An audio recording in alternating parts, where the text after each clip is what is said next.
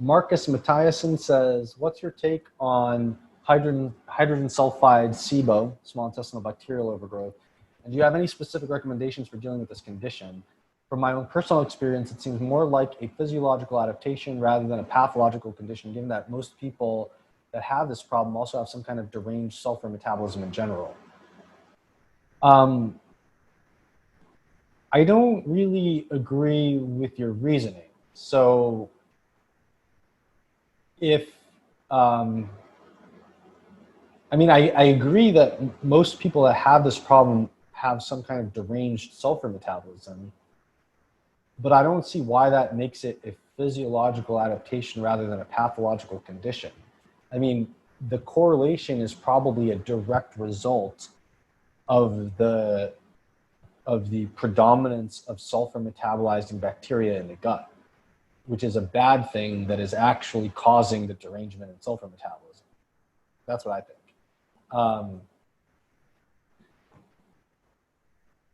Recommendations in dealing with it. Well, you could go the antibiotic route, and I think metronidazole and let me see if I can dig this up quickly, because I have done a lot of research on this issue for one of my clients.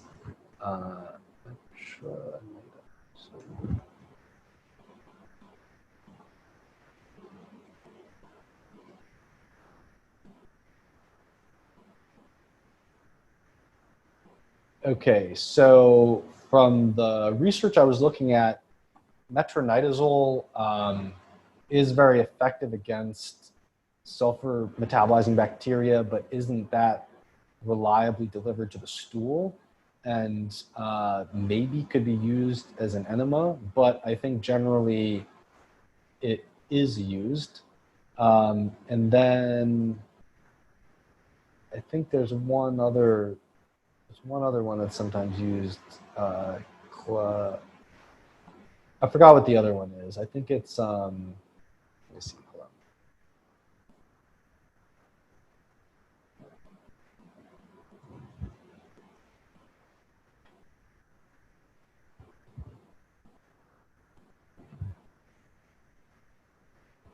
on. Okay, I can't find it. Anyway, you could go the antibiotic route, under the guidance of a prescribing specialist. And then I think that the herbs in atantriel have promise, but I actually have a client who got worse because of it. So I'm not comfortable giving a blanket recommendation for it right now. And then I do think that eating a low sulfur diet while addressing the issue through whatever means a gut-oriented healthcare practitioner might work with you on it is probably necessary. Catherine adds, Chris's comment about thiamine and sulfur was very interesting to me. I've never been able to tolerate B vitamin complex or straight thiamine. I have sulfur SIBO issues. Have you seen Greg Nye's new book, The Devil in the Garlic? I've not seen that, but I do believe there's a sort of syndrome out there of people who cannot tolerate sulfur-containing supplements who have sulfur metabolizing gut bacteria at the bottom of it. Marcus adds, no, but I've listened to many podcasts with Greg Nye. Thanks for the recommendation. I'll look into it. Marcus then adds, oh, I think he's saying that to Catherine. Marcus then also adds, some people believe that the excess growth of sulfur-degrading bacteria are a result of biochemical imbalances in sulfur metabolism, hence a physiological adaptation. So even if that's true, that doesn't make it not pathological. I think it's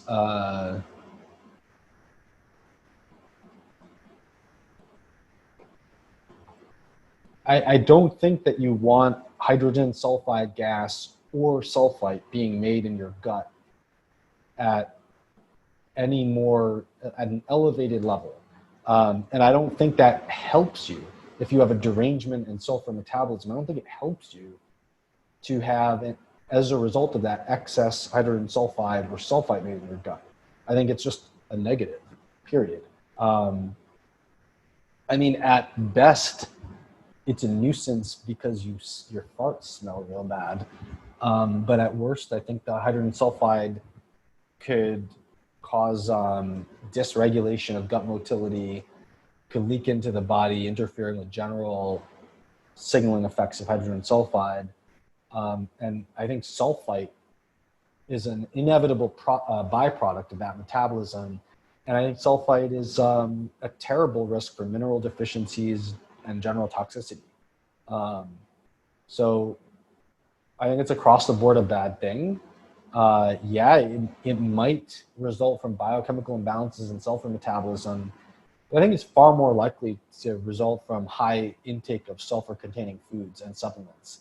So, for example, there's animal experiments showing that chondroitin sulfate, for example, increases sulfur-metabolizing bacteria in the gut, and because there's very low absorption of chondroitin sulfate supplements. And so if you overload the gut with sulfur, you're going to get increased sulfur metabolizing bacteria. Generally a bad thing, in my opinion. Okay, Marcus, thank you for your question. Hope that helps.